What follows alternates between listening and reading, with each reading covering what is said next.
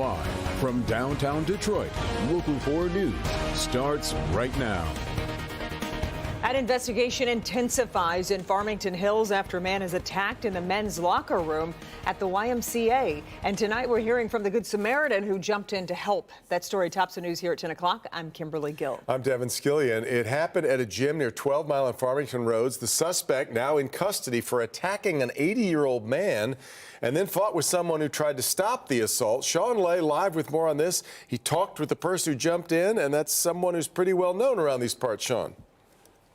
Braylon Edwards, big-time wide receiver, U of M, of course, and in the NFL. Look, the guy who ran out of here caused a commotion inside by attacking that man, caused a commotion outside. Police here had to lock down several schools as a precaution until they caught up with him. But inside, Braylon Edwards, we sat down with him this evening, and he tells us how he actually saved this man's life. Take a look.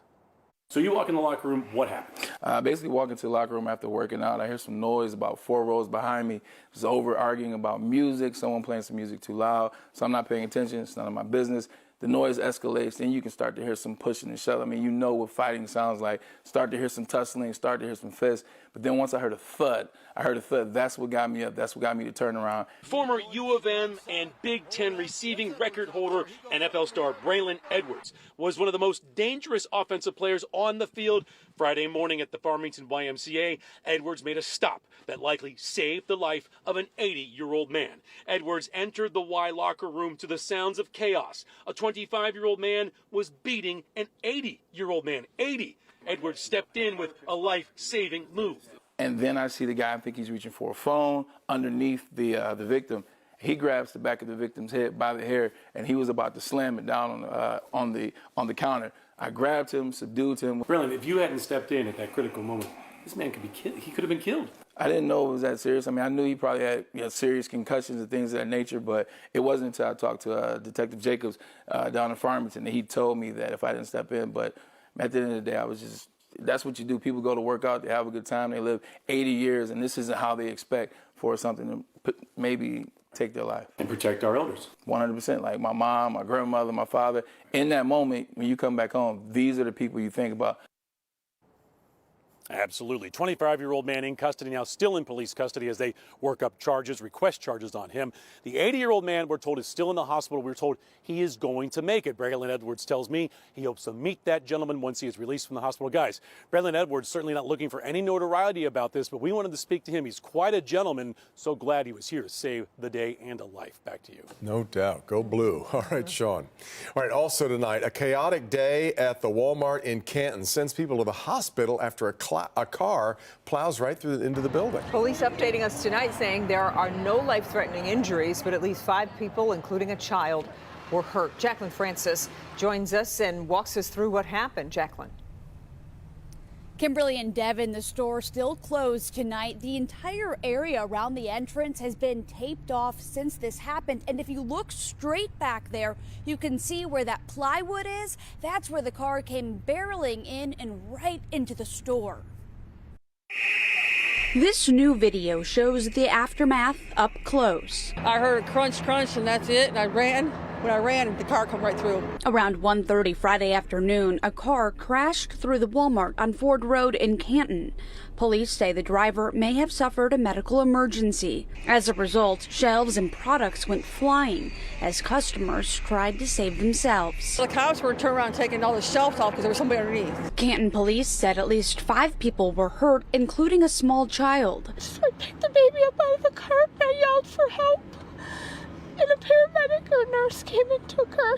This customer helped rescue that child who was found sitting in a banged-up shopping cart. I didn't know where Mom was. I thought her mom was under the shelves or something.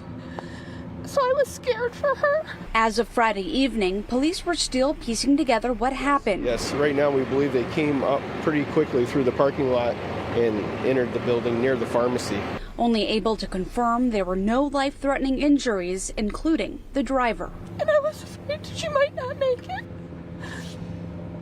But they said she's okay.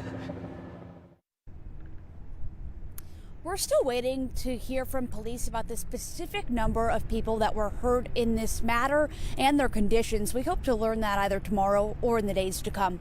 Reporting live in Canton, Jacqueline Francis, Local 4. Okay, Jacqueline. Warren Police Commissioner William Dwyer making news today that he's stepping down. During today's police promotion ceremony, Dwyer said it would be his last one as he gets ready to retire in April. During his career, he spent 23 years on the Detroit Police Force and another 23 years as police chief in Farmington Hills.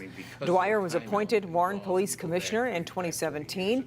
Mayor Stone says she has not chosen a successor for Dwyer's position and invited those interested to submit resumes to the city. CDC has relaxed its COVID guidelines. People who test positive no longer need to isolate for 5 days. The CDC's new guidance now falls in line with other illnesses like the flu, which means stay home when you're sick. Return to work or school once you're feeling better or have been without a fever for 24 hours. The change comes after a drop in COVID hospitalizations over the past several months. A university in Ann Arbor will remain open next school year despite financial challenges. We've been following the money troubles at Concordia University. It's a private board meeting that was held last night, and today the plans for the future were announced. The board says the Ann Arbor campus will continue to operate at least through the 2024 and 2025 school year. However, there will be changes to save money. Of course, we have significant ongoing fiscal and operational challenges we will need to address, and we must prepare for the inevitable headwinds facing the higher education industry. There will be faculty and staff reductions on both campuses, and further measures to improve the university's financial position. Further details, including a timeline, will be determined by the subcommittee and communicated as soon as possible to you. We'll keep you posted as the university makes those plans public. Turning to the weather now as we take a live look over downtown Detroit. It's been somewhat of a crazy week with the weather, but things are going to be quiet for a while. Yeah, Brian Sherman in for Kim Adams tonight with a look at what we've got coming for the weekend. Brian. Hey there, Devin and Kimberly. So far, a quiet evening outside of just a few showers hanging around.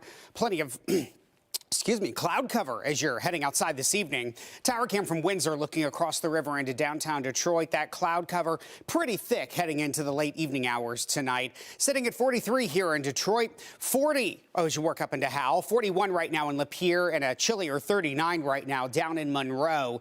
Despite the 30s and 40s, we're still running anywhere from 5 to upwards of 15, even 16 degrees warmer tonight up in Lapeer than we were this time yesterday, and expect that warming trend to continue as we head into the entire weekend.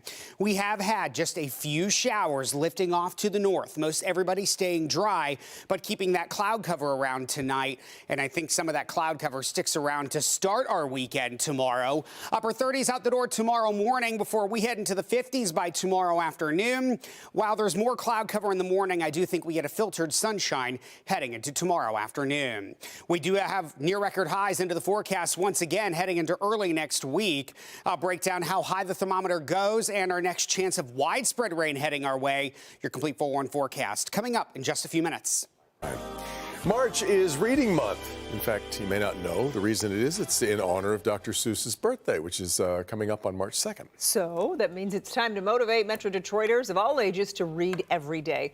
Here at Local 4, we want to share with you the power and joy of reading. This year, we are really going for it by teaming up with local schools to celebrate. So, teachers, schools, parents, send us a video requesting someone from our Local 4 family to come read to your class. Apply by scanning the QR code on your screen or by using the link on the home page of clickondetroit.com.